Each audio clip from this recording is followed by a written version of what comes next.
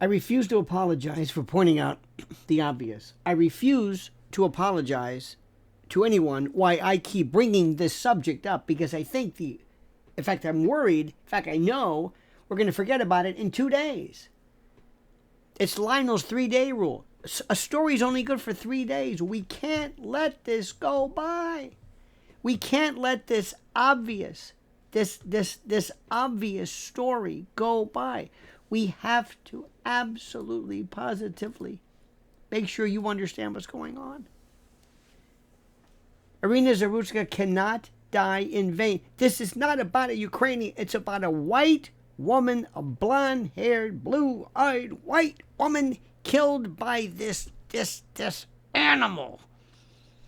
This animal. This multiple, repeat, this vermin, they become homeless like it matters. This sick hominid, this waste of flesh. This disgusting, oh my God, this human slime, this hominid.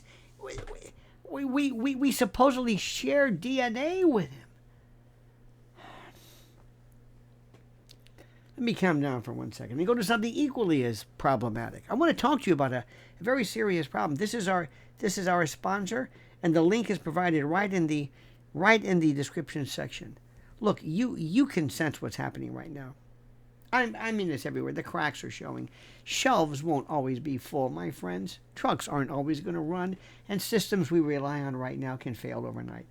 Hurricanes or strikes or blackouts, even an EMP of all things, can happen. None of it is impossible anymore, and you know this. Now picture 1 week without food. 1 week without food. Not snacks, not banana chips and jerky, but the life-sustaining calories and energy and protein and sustenance and water and energy that your family must have. Because when crisis hits, cash and credit cards and gold, even Bitcoin, won't save you. At that moment, survival boils down to the basics: food, water, energy, and ammo.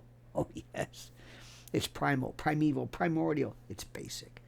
Now, that's why you have to pay attention, and you cannot wait. My Patriot Supplies 3-month food kit delivers over 2,000 calories a day, 22 hearty, delicious varieties, and a shelf life up to 25 years. And right now, you get 4 extra weeks free, a $247 value. So don't gamble with hunger. Don't assume someone else will rescue you. Preparation isn't paranoia. It's survival. So right now, do what I'm saying. Go now to preparewithlionel.com. Preparewithlionel.com. Use this link. Use this link that's provided. Secure your food, secure your family, secure your future. That's preparewithlionel.com.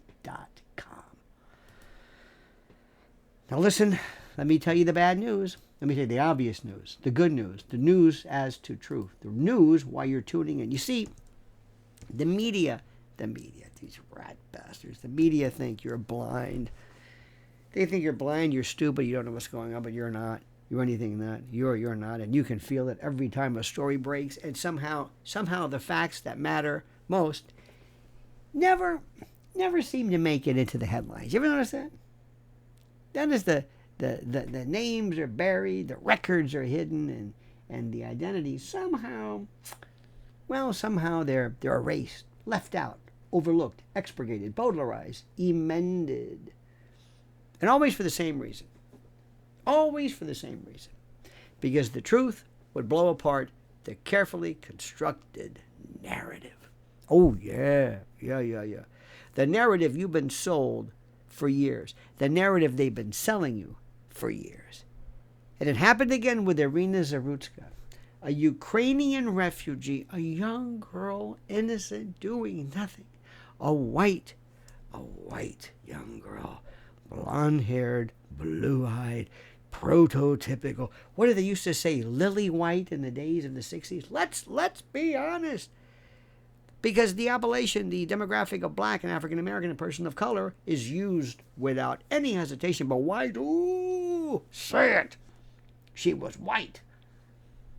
This woman who fled war only to be stabbed to death, slashed in the neck, ambushed, bushwhacked, Pearl Harbored by some sick, some vermin. on a Charlotte light rail. Not New York, not Bed-Stuy, not East New York. No. Charlotte. On a light rail train by Decarlos Brown. Decarlos, demented, de guilty. A homeless. That's home. I'm so sick. What he's homeless, shoeless, jobless, worthless. Some ex-con with a rap sheet a mile long. But instead of blasting his face across every front page, every reference, the coverage got quiet. The record somehow got ignored. And the story faded. Oh, yeah. The same pattern repeats over and over and over and over. And Americans are sick of it because the double standard is obvious. The double standard is obvious. We know what's happening. When the victim is black, the outrage is through the roof. You know what I'm talking about. You've seen it a million times. You don't need me to tell you. You know what's happening. You absolutely know. You know precisely what's happening. You don't need me to say this, but I'm telling you. I'm telling you because I think I have to sometimes. I have to. Because the double standard is obvious. When the victim is black, the outrage is endless. The protests erupt. The corporate pledges flow. The politicians scramble to make speeches. But when the victim is white and young and Sydney Sweeney white, so to speak, I know this sounds crazy, but it's true. You get silence. Or worse, you get excuses. You get spin about the killer's tough life. About how society failed him. The tough life. Kind of like this Soros restorative justice nonsense. They give you a story about his background. What about hers? Well, you know. But let's look at him. Let's look at him. This poor man. This poor man. Misunderstood. We let him down. You hear this? You get the diversion from the very reality we're all staring at. This selective outrage is selective justice and selective truth. And it's killing what's left of trust in this country. And it's no accident. No accident, my friend. Now think back. Think back to the last church shooting. Remember that one? Remember Remember the assailant? Remember that story? Remember, and you always know when they don't tell you who's who. Remember this? They don't tell you. Who is this person? What's his story or its story? Remember that? Or the assailant was trans. And remember how the media were told, point blank, not to mention it. Don't dwell on the identity because, well, it destroys the narrative. And that's the key. It's not about reporting facts.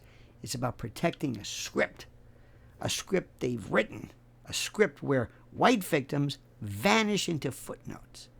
And white suffering is inconvenient, while the identity politics machine churns non-stop about systemic racism, when in fact we see crimes committed against whites all the time, with no media firestorm, no marches, no murals, no Netflix documentaries, just silence and grief. Let me ask you the million-dollar question. Why do you think that is? Why do you think that is? What do you think that story is all about? Why do you think that is? You know exactly why that is. Come on. Remember Austin Metcalf? That's another name you were never supposed to remember. This is a young white man stabbed to death, and instead of focusing on his life, on his stolen future, the coverage tilted to the killer, to his hardships, to his supposed struggles. The media even tried to gin up sympathy for him, a complete inversion of the justice the victim made invisible. And the assailant turned into a tragic victor. Why? Because the victim was white. And the perp was black. And that simple fact flips the script upside down. And the press won't allow it, so they erase it and tell you to move along. That's it. You know it. I'm telling you stuff you already know. This isn't paranoia.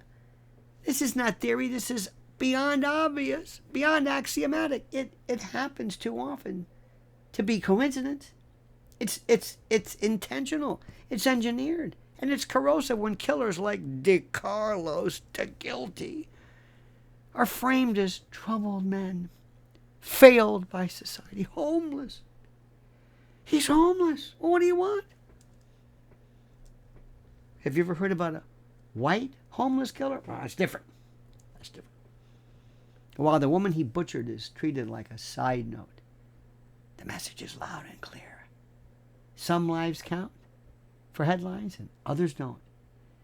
When shooters are protected from scrutiny because their identity shatters the activist narrative, the message is just as loud. Truth is conditional, outrage is curated, justice is negotiable. You know how this thing works. This is something that is, I mean, how long are we going to go through this, you think? How long? Seriously? Honestly? And Americans feel it. You feel it in your gut. You know you're being lied to. You know you're being managed. The media are not reporters anymore. They're repeaters. They're narrative enforcers. They'll go out of their way to blast a story if it fuels division. But if it threatens their dogma, they slam their brakes. And this selective silence breeds resentment. It breeds mistrust. And it breeds anger. And they know it. They don't care. They don't care what you think. Because they think you won't notice it. Because you're too busy. But you do. And you're not too busy. You have it, and it is your time to call it. Your time to say something. Call it what it is. Say it. It's a deliberate blackout, no pun intended, a refusal to treat white victims as worthy of attention. Think I'm exaggerating? I don't think so. You don't either. Law and order mean nothing if justice itself is filtered through some ideology, prism or lens. Every time crime deserves outrage, every victim deserves a voice. Every killer deserves exposure. Yet time and time again, we see the opposite. We see it all the time. We see killers excused and victims erased depending on who they are and depending upon their race and depending upon whether they're homeless. And we see names like Iryna Zarutska vanish while George Floyd, oh my God, this apotheosis, the elevation, this canonization of this saint, this man who died of an overdose, becomes a household name, a household word. We see Austin Metcalf forgotten while his killer is humanized. We see an entire country whipped into riots over one narrative while told to shut up about the other. That's not justice. That's propaganda. And you know it. You see, the American people need to wake up. And we are. We have to understand that this silence is not accidental. It's designed to keep you docile and to keep you ashamed and to keep you divided, when in truth it is ripping the country apart. Equal justice under law is meaningless if equal outrage under media is denied. If selective reporting is selective justice and selective justice is no justice at all, that's what we're doing right now. So remember this. Remember the names they want you to forget. Remember Iryna Zarutska. Remember Austin Metcalf. Remember every victim erased by this blackout. Remember the kids who were killed in that church by that trans killer. Remember this. Because until the silence is broken, until the narrative is challenged, the double standard will continue. It'll continue to poison everyone. And you know what's happening. You know it's real. And it's time to say it loud, and that they cannot bury it anymore. Thank you, my friend, for the honor of speaking to you. Do what's right. Do what's right. Pay attention. Pay very close attention. And also, get angry. You can get angry. It's okay. I give you permission. Get angry. Say it. Say it. Be angry. You can do it. It's okay. I give you permission. You've earned it. Now do me a favor. Listen very carefully to what's happening. Pay attention to what's going on. Listen to the words we've said. Listen to the words that we've spoken to. Listen to what we have stated just this moment. And I have a series of questions to apply afterwards in the comment section. And I want to see what you have to say. and comment. Comment as you see fit.